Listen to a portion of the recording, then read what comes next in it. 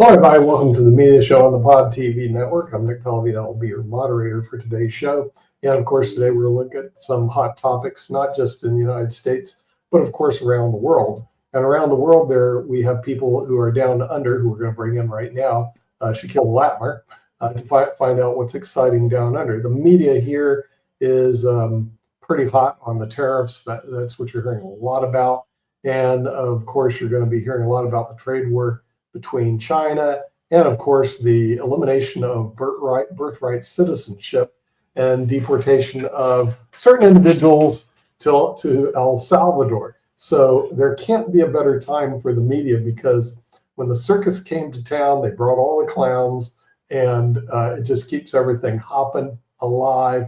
Good for the Pod TV network, good for our viewership around the world. I'm not sure if it's so good for the average American, and certainly right now is not good for the U.S. dollar, which I haven't had time to check again, but we just like dropped another penny. It doesn't seem to make a bit of difference, but Shaquille, when you have a lot of money, those little penny differences. Well, yeah, but you could make the argument. You could make the argument that this is actually a positive sign for the United States because two things. One, if Donald Trump's going to isolate the US from everywhere else, and you guys are going to go back to making T-shirts and sewing your own socks and undies and all the rest of it, and then try to export that to all the countries you've had a trade war with, a lower US dollar makes your products more attractive. Secondly, it's great for me because it means that I can buy up American real estate and all those other things at a much cheaper price, so that's fantastic. But the more important thing is that the US dollar is normally a safe haven currency. And so this could also be an indication that the world has become a little bit more safer, a little bit more stable. Now, I'm not going to make that argument because that's a bit nonsensical at the moment, but certainly I think that there is money moving into other markets outside of the United States. That's why there's not quite so much pressure on it. But look, the media's gonna play this. They're gonna love it.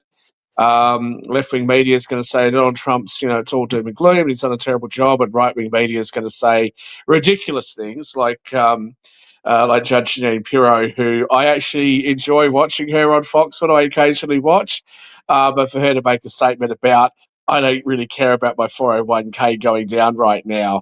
It's like, yeah, you guys just finished saying for 4 years how out of touch the Democrats were. Seriously, that's not a good move. So yeah, we'll see. We'll see how the media spins it. I think it'll be interesting. Yeah, well, that's one thing I'm positive on. No matter what happens, the media will spin it.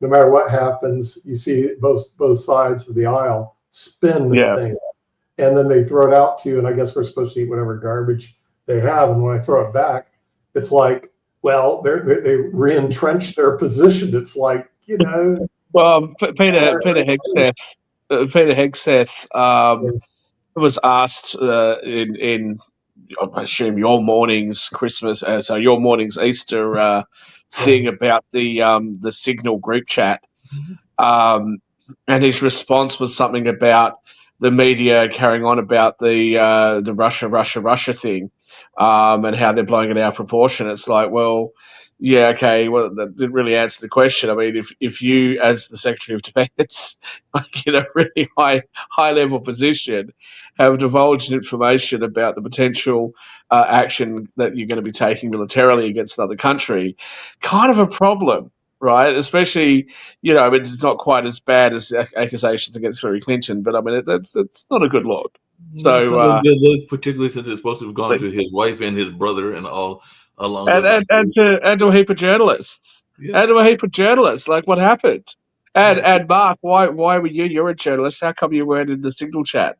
I had somebody that actually asked me if I had Signal, and I have WhatsApp. I don't have Telegram or Signal, but I've had people online ask me to join that, and I'm going like, wait a minute, because as we know, there are a lot of scammers on those as well. So I got the impression that it was some scammers that had found me on one of Kimberly's favorite platforms, TikTok. And I was like, nope, not going to join every platform underneath the sun just to get my journalism and all along those lines. But yeah, they were trying to get me in that whole Signal. So I'm not a member of Signal at the moment. Maybe I'll have to become a member so I can get in the Hedges lineup and everything. in the Hegseth war plans. Yes. see the work. Yes, maybe that's what I have to do at all of those. But I did see that there was the whole notion, and you kind of brought it up a while back. I see the Toby's in the back and everything like that. We'll bring it up shortly. But you brought it up a while back when it happened. I think it might have been in the early days, talking about past people and everything. But there's this whole competition, speaking of the media, as to who is aging more gracefully. And I did see an article about that because some people were saying that, sorry, Hillary, Monica is aging better than you are, and all of those lines. So should we be caring about who's aging Well, better and all of that space?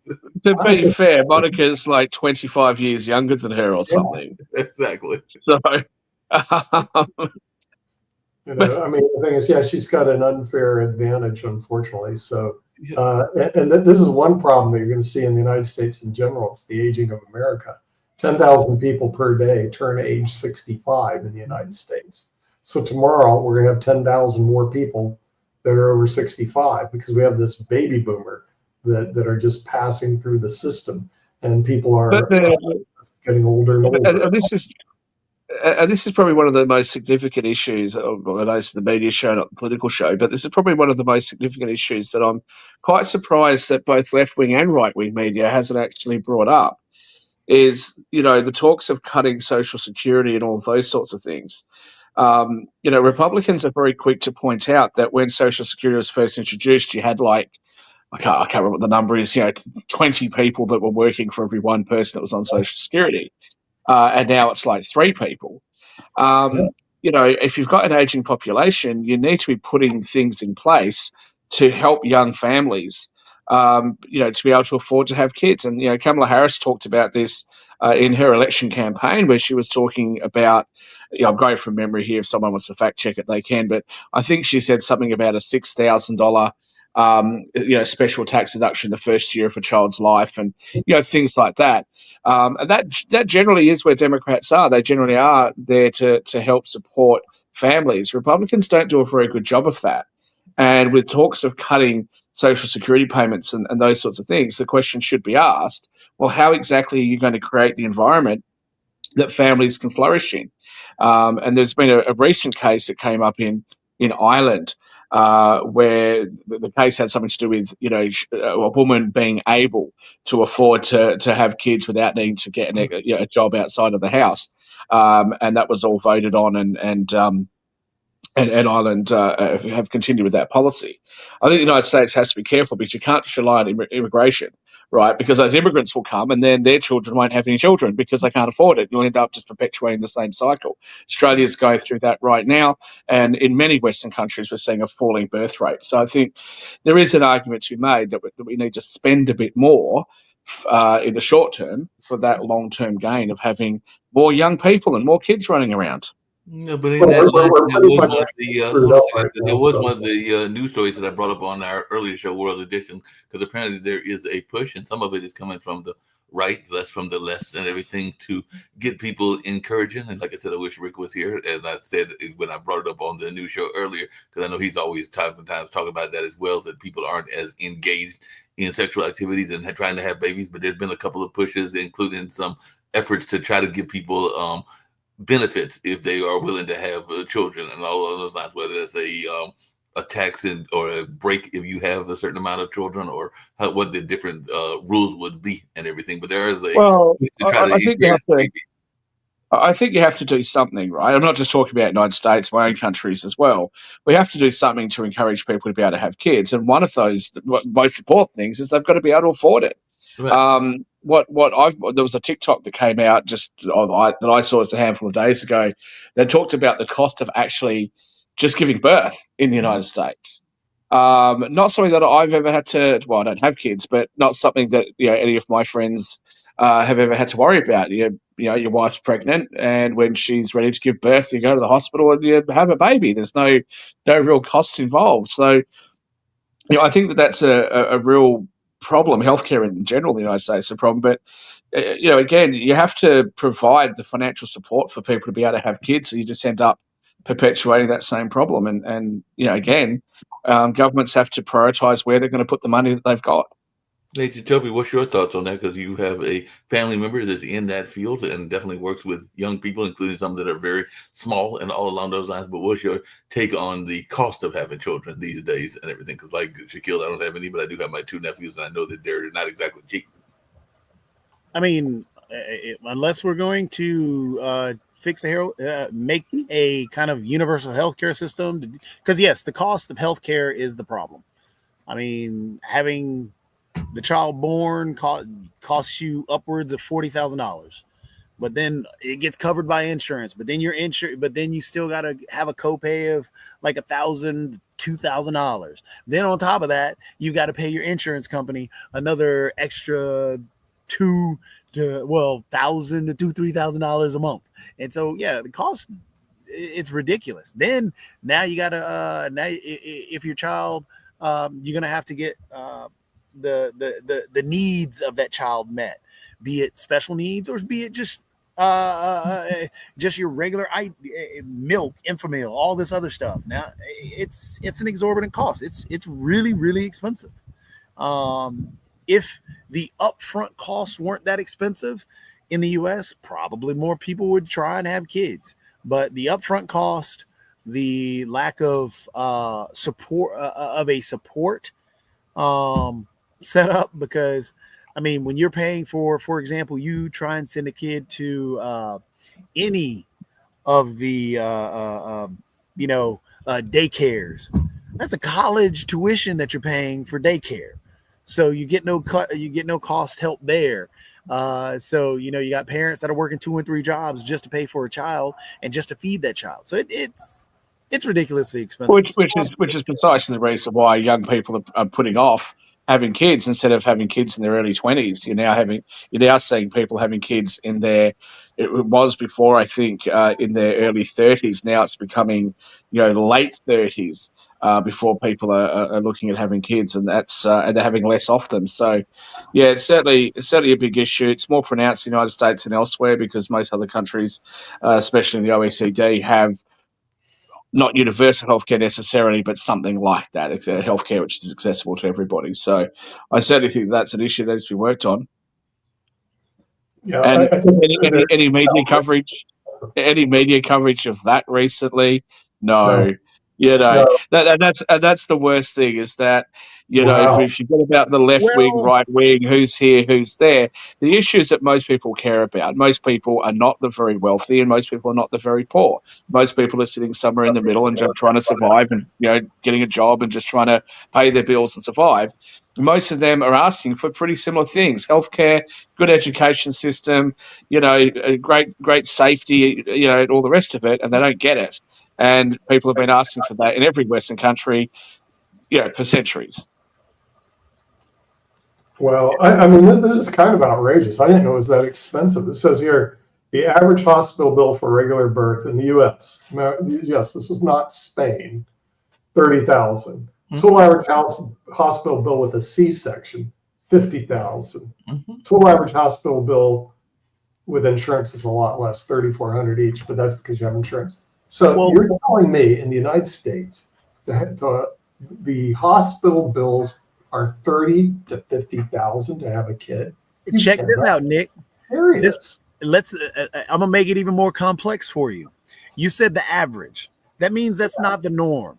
That means you have to 71,000. Are you serious? Well, check again. You have to shop around for where you're going to give birth. And some people don't have that opportunity to do that, which means a lot of people who don't have money are getting saddled with bills that are upwards of $50,000, not that average at 50, but upwards of 50 just to have a child.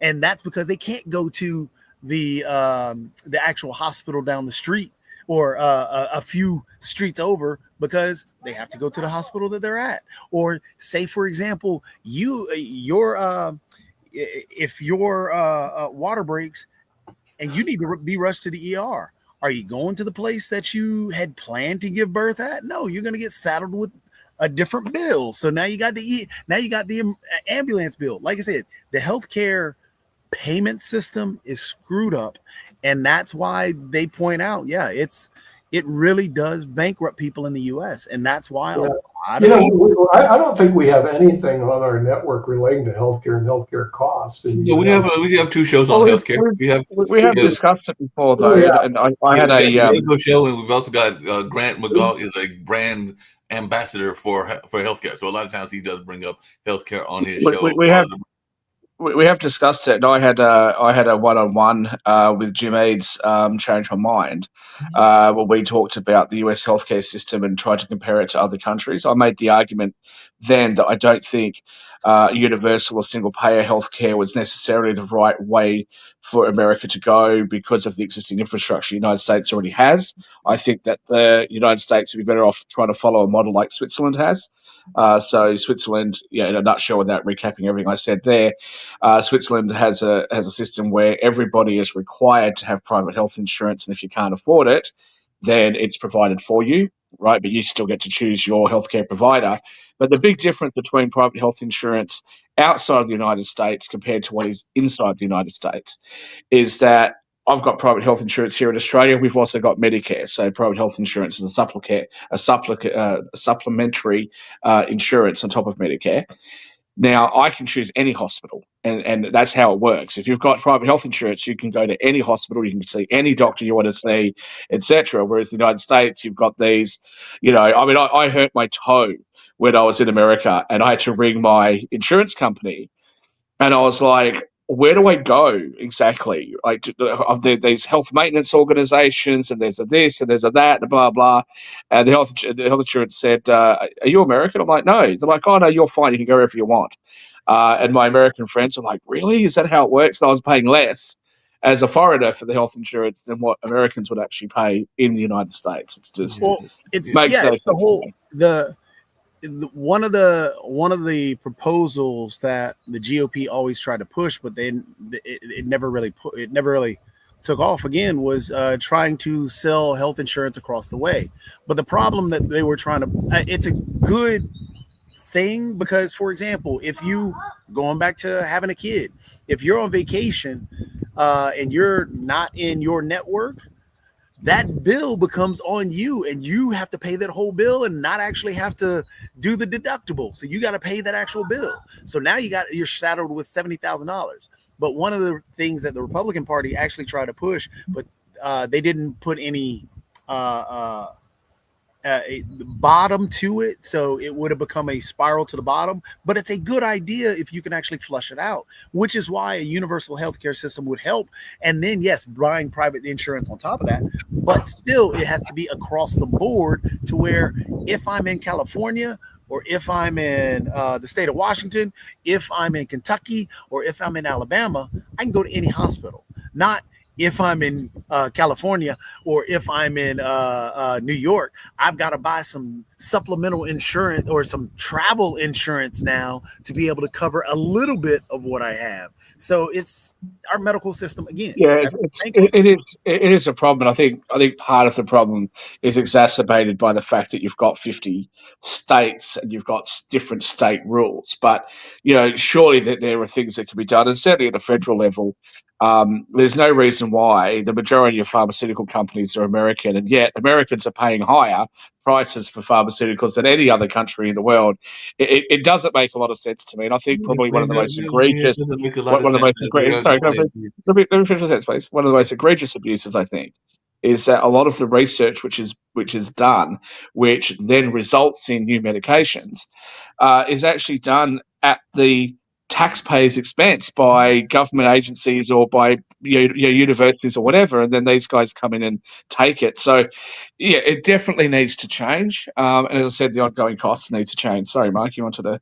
No, we're just going to pivot back to the media conversation, and actually, I was going to tease you, Shaquille, because there is somebody that has been named once again as one of the richest people in the world, and comes from the world of media. The world's richest host, made $3 billion through TV shows, owns their own media network, and is richer than Ellen and Jay Leno combined. So before I mention that person, I'm sure y'all can all guess who it is and everything. Should they be running for president? Because there was speculation about them running for president at one time or another and everything. Because I'll just go ahead and say it. Oprah's influence in the media landscape is unparalleled, with her wealth outpacing even some of Hollywood's top actors together. The net worth of the three richest actors, Tom Cruise, Dwayne "The Rock" Johnson, and Shah Rukh Khan, totals around $2.3 billion, still well below Oprah's personal fortune. So since Oprah's got all this money, should she be running for president? Because I do know that it was I think she might be. I think people might earning be.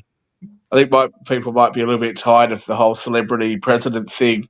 Once Trump is out of there, I think people are going to want perhaps a little bit more normalcy back in the White House.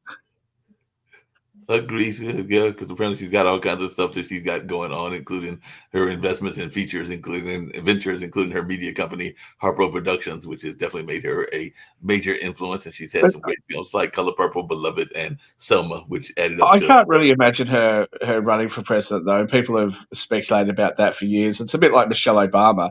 Michelle Obama always, has a reputation for being somebody who really hates politics, and I believe her that she does. I can't really imagine Michelle Obama wanting to run. Yeah, she has too good of a life. One of our commentators said people are opting for concierge care coverage. I think those are people that have money will get those concierge coverage. I'm not actually sure what that is, but I'm not American. So.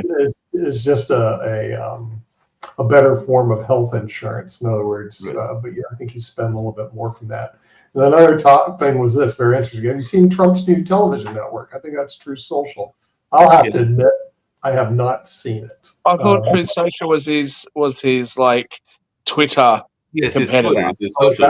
So does he have a TV network now? Okay, so add that to the list. I haven't seen it. So Trump TV, Trump on demand for all the party faithfuls. 24 hours a day, 7 days a week. There's Trump. The circus is in town every day, so I don't want to see another clown. I mean, I got it every day. I get tired of it. I did want to actually ask you, Mark, because I was somewhat surprised when the show started, and then when you called out my name, I went, okay, fine, I better jump on. I wasn't actually expecting shows to be on because it is actually a public holiday in Australia for Easter Monday. And I heard you talking about it briefly there. Is it not a holiday in the United States? It's a big holiday here in Europe. It's a holiday here as well. And like I said, I was trying to tell whether folks were going to jump on or not, because my other job, I know one is definitely off, which is the cultural center and everything like that. So we definitely took Easter Monday off and all on those lines. And I think it's a day of travel for Jacoby and the ball. But is it a public? Is it a national public, like a federal public holiday, or no? Because we get Easter Friday and Easter Monday off.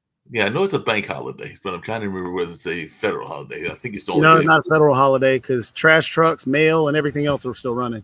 In Spain, they closed everything down. Oh, but here's a good comment. Terry McCain, do you think there will be any truth in journalism? Will it be just him all day long? There is truth in journalism. It's listening to Mark Lee on World Edition on the first part. Then afterwards, it's a food fight. No. Terry's referring to, if I'm reading that correctly, Terry's referring to Trump TV. What? Now, come on, Terry McCain, tell us now. Trump never tells a lie. Everything he says is. I try to get a straight face for that bit. The penchant for veracity for Mr. Trump is undeniable. Between him and Putin, you always get to listen to truth because they're the leaders of the free and not so much free world. So you will never hear them utter a lie, and I've never heard him even admit that he's uttered a lie. So he never uttered a lie. Well, we had an interesting thing coming out of Canada, and I'm just seeing an article on this. You might be interested in this, Shaquille, because I know sometimes you get upset over this whole notion of political correctness and all along those lines. And I don't get upset. I just refuse to do it because I think it's shit. I know you refuse to do it and everything. But one of the things that I saw in the news was that media students in Canada, because there's a active First Nation community there, got a chance to have firsthand the opportunity. Maybe we got to read out to them, Nick, and see if they want to air it on the network to plan out and to do live streaming of the powwow. And I know the powwows are very big because my cousins were actually doing one in my one of my home areas of Hollister, North Carolina, this past weekend. So people were coming from all over the country to participate in those powwows, which are very popular in the Native American culture. But apparently there was this notion that they were going to 10 students spend a week planning out the broadcast and preparing the equipment. Then they went live on their radio stream for roughly 6 hours. So they had a live stream. So I don't know if there was a TV live stream, but they definitely had a live stream of the spring powwow and everything like that. So will we see more people doing streams of whatever their groups are? Maybe the Proud Boys will start doing live streams if they're not already doing them. Why would I be upset by that, though? I believe in freedom. I believe in freedom of speech. I think that there are there are left-wing channels that I subscribe to on YouTube, like the Midas Touch and A More Perfect Union and things like that, which are very, very left-wing. And I think that the points that they make are often really good ones. And then I, subscribe to some right-wing perspectives as well. Society, we need to have a balance, and everybody should have the right to be able to speak and be able to express their opinions. I'm really, really unimpressed with the Trump administration's comments about pulling the TV licenses of CBS and ABC and CNN and all that sort of stuff. I mean, part of a free society is that you're going to have people that don't agree with you. Although I do agree that if they are being too biased or misleading, then there should be some sort of consequence for that. But you don't pull their licenses and take them off the air. But why would you disagree with that? And that's completely consistent with my view before that Trump should never have been booted off social media sites, right? Because people should be able to hear what he has to say. Shaquille, why would you disagree with it? I think it's a great idea if Trump decides they want to destroy our media competition. I mean, that helps the greedy capitalist of Pod TV. So he's actually doing us a favor. He can put PBS, CBS. Are you planning on bidding for a? You're planning on bidding for a license? Because I didn't realize Pod TV had that sort of money. You must have some great backing. The Pod TV IPO is coming out soon. We don't do that. You're under the jurisdiction of the FCC. You see, the beauty of being streaming media is we're under nobody's jurisdiction. Not the FCC. But we're talking about ABC, CNN, and CBS having their licenses pulled. Yeah, right. But that just hurts them. And anytime you can hurt your competitor and help yourself, why not? What's the problem? That's called capitalism. That's the American way of life. We're cross purposes. We're not competing with them because we're not on the same broadcast networks as they are. Right? They've got FCC licenses. We don't. Oh, that's true. They're on a different level than us. We've definitely had some good interviews, including one with a USA Today reporter that I had on Friday. That was actually quite fun because it was a special edition of the Online Dinner Party, but she was actually written a book about the online abuse that journalists face and everything along those lines. So it was a fun and interesting interview. And like I said, she used to be a reporter for the New York Times not New York Times, USA Today before writing this book and everything. So y'all can go back and watch that interview. But she definitely brought out some points about how a lot of times people feel that they have license to say whatever they want to say on social media, coming back to True Social and everything else along those lines, and that she had been part of some vicious attacks, which is why she wrote her particular book and all along those lines. But I just wondered how sensitive do everybody here get when they are attacked on social media by folks that are have a different view, because that's basically what the. Before we go on, I need to clear up something that Terry McCain was saying. She goes, "This, how many lies he tells." Okay, in the legal world, we don't use lies. We use how many prior inconsistent statements has he made. So let's get rid of the word lies and let's replace it with prior inconsistent statements. Thank you. Okay, now we can move on, Mark. I'm with Terry now. We're going to play How Many Lies. Just don't make it a drinking beer or you'll be drunk. You just make prior inconsistent statements, okay? But there are no lies. It's just prior. Well, that's something we don't have on the network. So talking about complete lies, I brought this up on the other show, but now we're here on media. So these two authors have been doing the whole media run. They've been on every major network that I can think of. They've been on ABC, CNN, CBS, PBS. They've been on a heap of streaming, YouTube streams. They've been on Fox. They've been on everybody. And it's an NBC reporter, and I forget where the lady worked, but they've written a book called Fight, inside the wildest race for the White House. And they, I haven't read the book yet. I've read excerpts of it, but the book isn't available to me here until the end of the month. But it's been out for a few weeks in the United States, and it actually, when it was released, it released at number one as a New York Times bestseller. So they've gone behind the scenes, behind the Biden administration, the Harris campaign, the Trump campaign. Have you guys heard anything about this book? And if so, what do you think of it? I mean, I hadn't heard about the book. I'd love to have the authors on. No libro. No libro en español. Okay, well, I will buy the book and I'll review it all for you. But I think it'll be very interesting, and I think what they've been saying is be interesting for Democrats to read because they'll be able to learn from some of the mistakes that were made during the last campaigns, and it's good for Republicans to read. One, because Republicans are going to enjoy all these mistakes that were made by Democrats, but two, because it actually really opens your eyes to what happens behind the scenes. And Tudor Dixon actually did an interview with one of the authors. She said in there that it was very interesting that Kamala Harris's aides had basically told her that she was absolutely going to win it, and she was absolutely shocked when she lost. And Tudor Dixon said that really hit home for me because I really thought that I was going to win, and that's what I was being told. So, yeah, again, I think it is a very eye-opening thing. I've read another book which is similar to it by Chris Whipple, which again sort of shows you the games that get played in Washington D.C. Yeah. Well, the interesting piece is that I think it'll be interesting for people to read because, well, I think it'll be interesting listening to people's perspective as they read it because they will come back with complaints about the Democrats and how things were done, but nothing will come of the Republican Party because Lisa Murkowski has already given the goat away on that, and we already know what's up front in how things are done with the Trump campaign and how that stuff is done. So I don't think people are going to come back with some new brand new vision of what's going on with the Republican Party and how they're bending the knee and why they're bending the knee and why did they accept the lies and why did they change their positions just because Trump said so.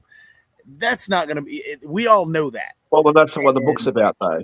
That's not what the subject matter of that book is about. There are other books that do deal with that issue that you're brought up. No, I mean, how you talked about behind the scenes of what's going on and seeing the backside, and you said the Trump campaign and I don't think anybody's going to come out with a brand new perspective of how chaotic the Trump campaign was, the back end dealing and the talks and everything else. I don't think that's going to come out. My guess is people are going to have a lot more to say about the Democrat Party after reading a book like that, even though it's trying to give a campaign look at both. Of course they're going to, but that's because the Democrats lost, right? They're talking about the strategic errors that Democrats made in this last campaign, and some of it's not going to be particularly groundbreaking because it's going to repeat some of the things that I had said last year, which was I think that Biden needed to have dropped out earlier. But it also does give people like me a slightly different perspective on things when, it I think highlights the difficult position that Kamala Harris was in, right? It wasn't just that she had a very short time to prepare for the campaign. It was 100 days, whatever it was that she had, but it was also that she actually had, existing campaign staff that were basically thrust upon her. She had to try to safeguard Biden's legacy as well as trying to show how she was different, etc. Where I didn't give her that sort of credit. So I don't think it's just going to be a let's just pick on Democrats type situation. What I'm trying to express real quick, let me clarify my position real quick, Mark, because what you're saying is what I'm expressing. You're going for many people, and I think the majority of individuals that read it, we understand the chaotic situation behind the Trump campaign, things that were going on, even the things now that are going on. That stuff, again, during the campaign, we already talked about how that stuff was baked in. Most of the talking that'll come from that is exactly what you said, how you said that you would get a different perspective on this. And it had been pointed out to you about these things that were going on about protecting the legacy and so on and so forth. But that's still going to be the talking point of what's coming out of that. And that's where the media will highlight rather than even discussing much of what's coming out of the Trump campaign. Because again, it's that same duality from the campaign where things are baked in. So we don't talk about that baked in as much as we talk about. I don't agree. I don't agree with you at all, though, Jacoby. I don't think that's really the case. Trump won, so having a post-mortem on why Democrats lost, I think, is very important, especially when it's a situation where Democrats felt very confident that they were going to beat Donald Trump, right? And then things started to fall apart. So the question is, why did that happen? Now, to put an Australian perspective on this, we had an election here a couple of elections ago, where all the polls and everybody had said that this particular person was going to absolutely win this election, and I even thought he was going to win the election. Like, I was sitting here, it wasn't on my party, and I'm sitting there going, "Yeah, he's got this. We've lost. This is terrible." And I was absolutely shocked when my party actually won that election. The question then also becomes well, what was the strategic errors made? Now, we're coming up to an election right now. It looks like my party's going to lose here in Australia. And I'm sitting here, and even right-wing media over here is going, why don't you do this? Why don't you do that? And so it'll be very interesting to see after this election what comes out about why my party didn't do the things that the base is telling them to do. And that's what I'm saying, is that more people are going to discuss the Democrat side and everything, finding out about that back end campaign, than discuss anything about the Trump campaign. And what are you going to learn from the Trump campaign? If it is interesting to find out how things were going in the Trump campaign and different plans that were made, so on and so forth, there are discussion topics that could come from that. But what I'm stating is that more stuff, yes, loser part of it, the postmortem, yeah, that's going to be baked in, or that's going to be one of those things that they discuss.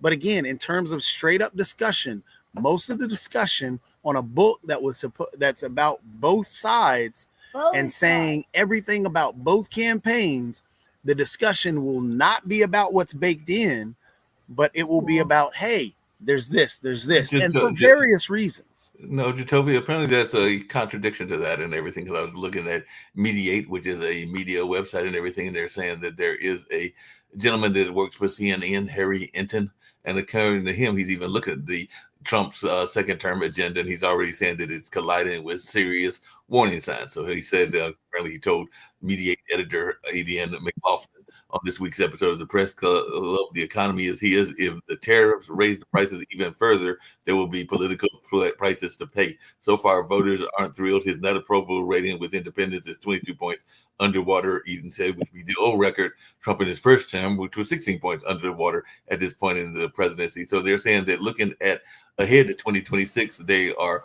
wanting Republicans to pay dearly if the economy continues to falter. Not saying it will falter, but that's a different topic than the book, though. The book is a separate topic than what you're talking about, the polling and everybody seeing that. And I agree with what you're saying there. A lot of people, because Donald Trump's MO and the things that people have sold him on is that he's this great deal maker. He's this fabulous, phenomenal businessman. And the economy was soaring and all this and that and the other thing. That was one of his most pristine things. He has never been under on the economy until now.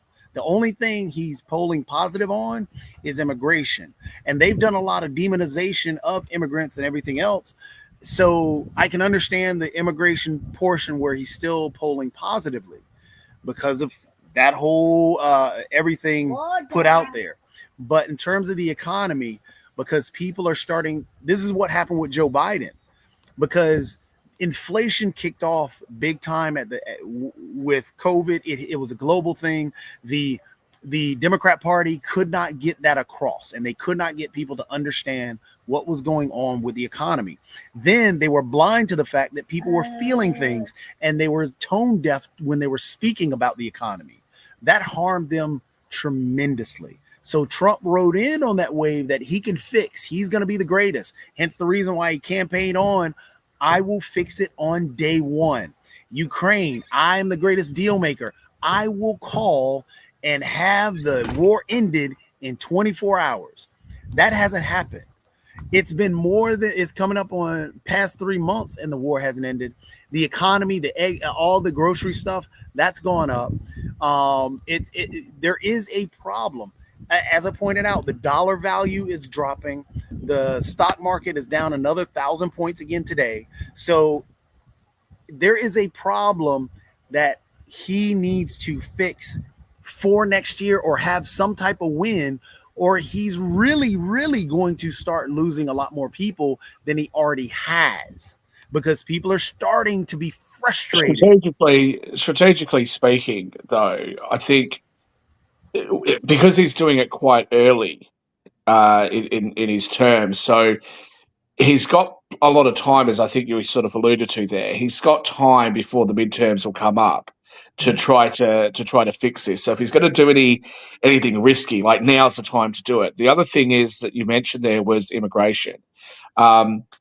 What's happening at the moment is media, whether it be left or right media, is so focused on immigration, they're not really talking that much about the economy. You do hear some stuff, but you're not hearing too much stuff about cost of living pressures, grocery store prices, all those sorts of things that you just mentioned, because the sort of main thing that they're on about is immigration at the moment. So I disagree with you with the early part, because remember, the early part of Joe Biden's tenure, or Joe Biden's presidency, that's where the inflation was high, and that was coming off of COVID. Where did Trump benefit? Trump benefited. Everybody's had this glorious idea of Trump benefit, or Trump's economy and Trump's this and that and the other thing, because when did COVID hit? At the end of his administration. So I disagree that it's good that it's happening now, especially because people. Well, no, I didn't say it was good. I didn't say it was good. I said it was strategic. Yeah, I get what you're saying, but I think people are coming off of Joe Biden, where people were so mad about the Joe Biden economy. The Democrats were spending so much money. The Democrats were doing all this bad. That was the campaign. The whole thing that he said at the. Did he freeze up? I think we've lost him. Yeah. I was going to say that. But I the whole was following the stock market, but the stock market just took a dive. It's down 1,000 points, 2.48% today. And that's, it's just not. It's a sick economy right now. There's just no question about it. I mean, and the dollar, that's because remember. Oh, I'm sorry. How do people defend this? This is like a horrible thing. And that's the stock market's down. The dollar is shrunk. There's no relief in sight. And what's this guy doing? Does he? And that's hang on, but that's the whole point. When you say there's no end in sight, there's no relief in sight. Yeah, that's a bit of a thing to say when it's only 3 months into his presidency. He's got time, and Republicans presumably are going to start putting a bit more pressure on him as we get later into this year if things don't stabilise. But the big thing that Jacoby was mentioning before about Biden and etc. Look, almost all incumbents around the world, the majority of incumbents, whether they be on the left or the right of the political sphere, in the whole of the Western world, all basically lost elections after COVID. So I don't think that what happened in the United States was particularly unusual, but I also don't think that the decision was made just on the economy. No. And if you actually have a look at Biden's popularity, the Afghanistan withdrawal, his popularity took a massive hit and never really recovered from there. Hold on, Shat. You know that the reason Trump was elected, and this is what you've said on this network, this is what others have said on this network, this is what many people have said, It's because of the economy and what people were feeling and how much they were spending. It wasn't because of Abbygate. It wasn't because of anything else. It was because of the economy. Immigration was second. And that goes according to polling, exit polling, and even pre-polling. It was all about the economy. And this is why when Trump came in, everybody talked about, well, he's this great deal maker. He's this great economist. When in Trump 2016, oh, everything was great. Everything was golden in his first term. I made so much money. So right now, what I'm trying to point out to you, at the very beginning, this man rode in on a white horse to save the day. But right now, there's so much mud being seen on that horse that he doesn't look like a hero. Because if this continues, as Nick points out, it's a down 1,000 points today. It's already in free fall. Because So the problem, 2.3% since he took office. yeah, since he took office, the stocks have dropped. Since he took office, the dollar value has dropped. So there are these things, these indicators that are going on.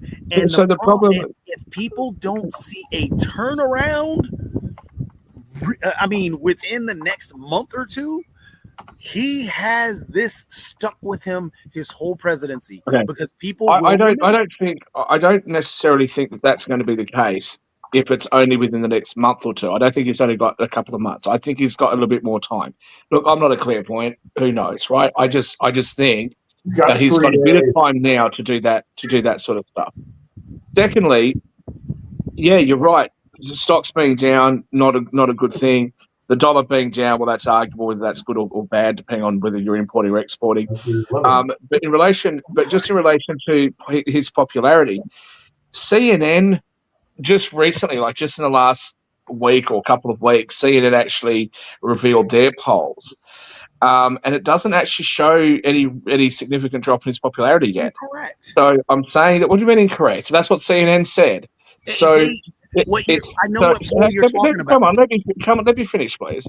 So again, I'm just, without trying to repeat too much, most presidents have that little bit of time where they can kind of get away with stuff. And I would suggest that by the end of the year, if these things have turned around, but they turned around a little bit more slowly than you'd have liked, by the end of the year, if things are looking up, then that's going to bode well for the midterms. The other thing for Democrats, which is going to be a problem for them in this midterm, is the states where the Senate races are, because it's going to be a lot more difficult from them looking at those states for them to win back the Senate. I haven't looked at the House numbers, but I would dare suggest it's probably going to be quite similar, just based on the areas that are in play. So I know what polls you're talking about, but again, when they broke down those polls, he's underwater in every single poll except for immigration right now. Right now, in terms of his approval rating, the only one lower at this time in their presidency was him in his first term. So when you're talking about these things, that's an improvement. Let me finish. So when we're talking about these things, when Republicans and even Democrats can't hold town halls for different reasons. The Democrats can't hold town halls right now because their groups are yelling at them because they want to be seen as fighting. That is what the Democrat Party, the groundswell, is upset at them for. So that's completely different than why the Republicans can't even hold town halls, because those town halls they're being yelled at as why you're letting Trump do this. Why are you letting Trump do that? So there are legitimate problems. And if he does not start stacking wins, and I agree with Nick, within these 30 days, you're down 15 some odd % since you've taken office with the stocks. You're down 12% tourism wise since you took office. That means the tourism market has lost at least $12+ billion. So you're looking at every indicator is telling you that there's a problem. Sure, the jobs market, but we haven't gotten the jobs market in March yet. Sure, the GDP was rising in December, but Joe Biden was there. We haven't gotten GDP for the first quarter yet under Trump. So, and the inflationary numbers, we haven't gotten the inflationary numbers since we started the trade war. Yeah, no. Inflation numbers came out the other day, and they were lower than expected. To what date? That's The, what the, I'm the March talking about. the Because March the numbers actual came out. wait, Okay, the March numbers came out the other day, but I get the your March point. numbers I'm went simply to what date? When we're I talking, get your and this is why I'm trying to talk about specifics. The actual unemployment numbers that they put out, the unemployment numbers hit before Doge started doing the actual firing in terms of their indicators. So I'm just talking about these specific facts where this is causing problem in the nation, and he needs a win. If he does not get a win within, I agree with Nick, 30 days. in these So 30 again, I get days, your gonna point. wait And as for I a said, year. I think he's got a little bit more time than what you guys are giving him for it to 15 affect days. the midterms. But there's been a lot of mistakes, even like with the Doge stuff, where they fired a whole heap of federal government workers. Now, I think there was the feeling that they had pushed out there that these bureaucrats are making things terrible, but for you to sack a whole heap of people and then the next day rehire them all, not a good look, right? Do you guys know what you're doing or not? Are you going in with a scalpel and just taking out small inefficiencies, or are you just sort of going with a sledgehammer and just like smashing everything up? I thought he was going with a And that's chainsaw. of course the latter is probably it, but that of course is a problem.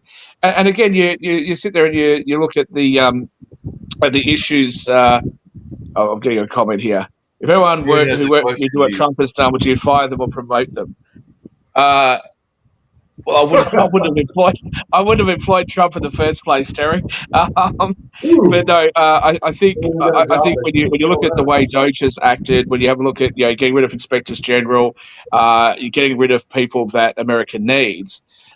Yes, that's problematic, and I'm not here to defend Donald Trump at all. I'm just simply making the comment. I think he's got a little bit more time than what you guys are saying because of how early it is. And I'm basing that on what's happened in prior presidencies.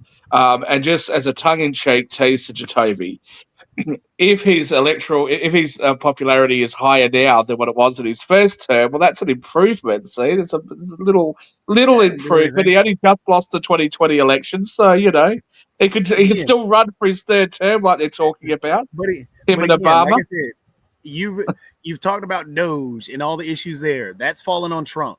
You talk about what's going on with Signalgate and Pete Hegseth. That's falling on Trump.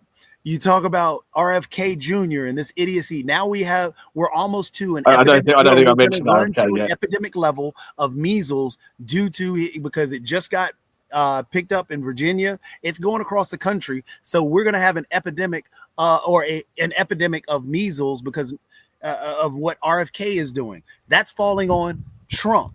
So you have all these things and people are frustrated. The unemployment thing, they can demonize the federal workers all they want, but it started hitting people that are his voters. So now people are starting to get mad at that. What's The I nuance stuff don't is never get going to this. sell. But I don't if get this at people all, in the right? pocket, You guys lay into me time and time again for being this right-wing Donald Trump loving psycho, right? And when I sit there and agree with you about problems with his administration, and I sit here 3 shows, I've sat here and basically agreed with you with some of the problems, and I make one comment. I don't think that he's only got 30 days or 60 days to turn it around. I think he's probably got several months to turn it around, and you're sitting there just smashing me with all of these other things that he's done wrong. Like, what do you want me to be, a flag-bearing Democrat before you guys are going to just go, sometimes we disagree on strategic things? Come on.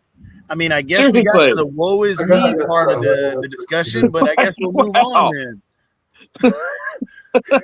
I mean, yes, Shaq again, on all of the issues that you've I mean, brought I'll up, just yes, point they out are. all these other Yeah, things. hang on. All of the issues that you've brought up, they are problems. Now, you brought up Biden before, okay? Yes, inflation was very high in the early parts of Biden's administration.